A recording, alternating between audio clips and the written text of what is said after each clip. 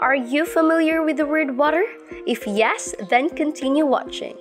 There are not many characteristics that are universal to all life on Earth, but one of them is the need for water. It can be found in all living beings, whether they exist at the bottom of the ocean or in the driest place on the planet. On Earth, water made life possible. As a result, astrobiologists, scientists who look for life on other planets, believe that looking for water is our best chance for finding life. Good day, learners. This is Mariel Montilla, your speaker for today. Let's dive and learn all together. We live on a water planet, what we call Earth. Let's go deeper with that water planet. The ocean makes life on Earth possible, regulating global climate, producing more than half of the oxygen we breathe, and influencing life on land, even hundreds of miles from a coastline.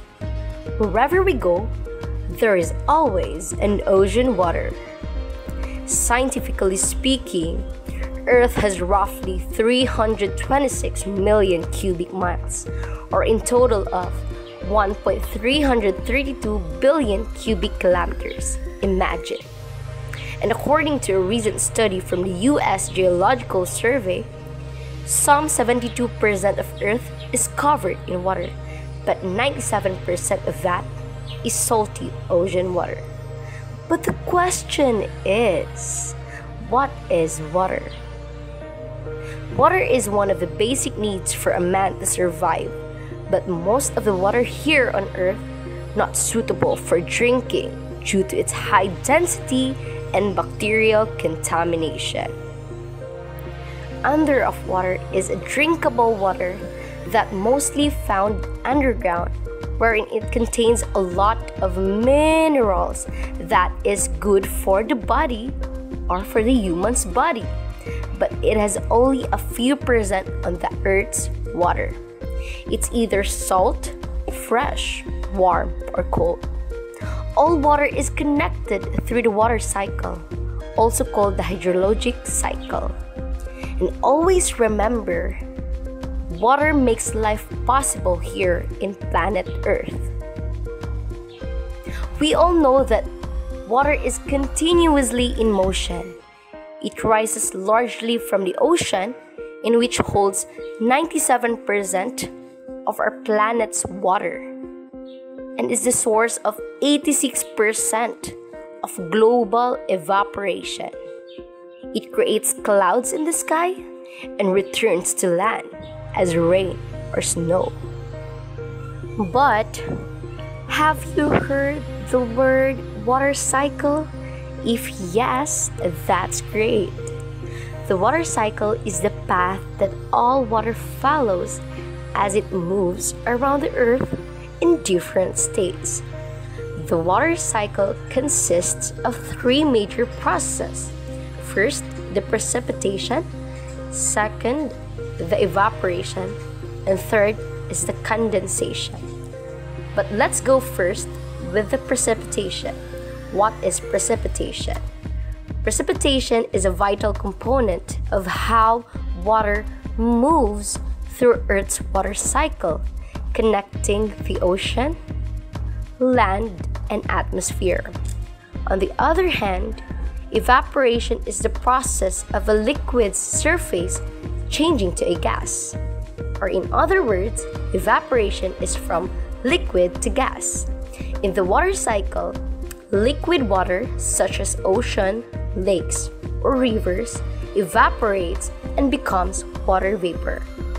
And lastly, condensation is the process of a gas changing to a liquid, or in other words, condensation is from gas to liquid. In the water cycle, water vapor in the atmosphere condenses and becomes liquid. Please take note of this. All life needs water, and where there is water, there is life. On the other hand, we humans is experiencing global warming in our planet.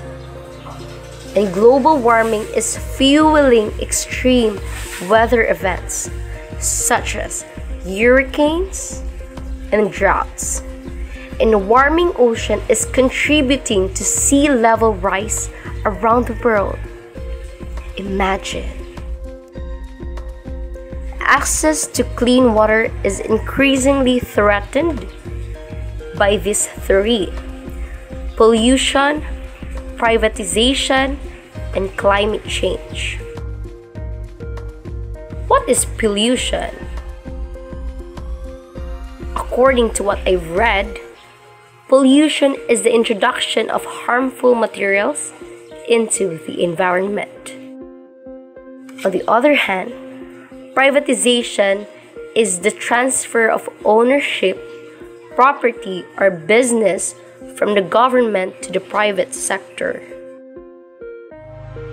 And lastly, climate change is a long-term change in the average weather patterns that have to define Earth's local, regional, and global climates. We will focus on the Earth's fresh water. 3% of all water on Earth is fresh water, but much of this is trapped in glaciers. As a result, it is inaccessible or polluted, and that means less than 1% remains accessible for human use. We will take note of these key concepts. 8 billion people depend on water for survival, and that's all of us. 2.1 billion people do not have access to clean and safe drinking water. 2 to 5 gallons of water are recommended by the World Health Organization to cover daily basic hygiene and food hygiene needs. And according to the article that I've read, an average American resident uses about 100 gallons of water per day. Imagine. And now you have all the picture and the facts about water. Water is the essential compound for all living things. In general, water is the liquid that makes life on Earth possible.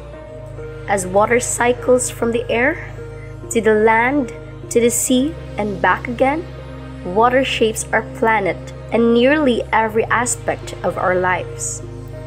All living things, from tiny cyanobacteria to giant blue whales, need water to survive. We all need water to survive. Without water, life as we know it would not exist, and life exists wherever there is water. Water may not seem special, it is clear, it has no taste, it doesn't smell like anything, but if it couldn't do the things it does, life on Earth would not exist and we would not exist. Thus, the ocean is still home for more kinds of life than anywhere else on the planet. Follow for more.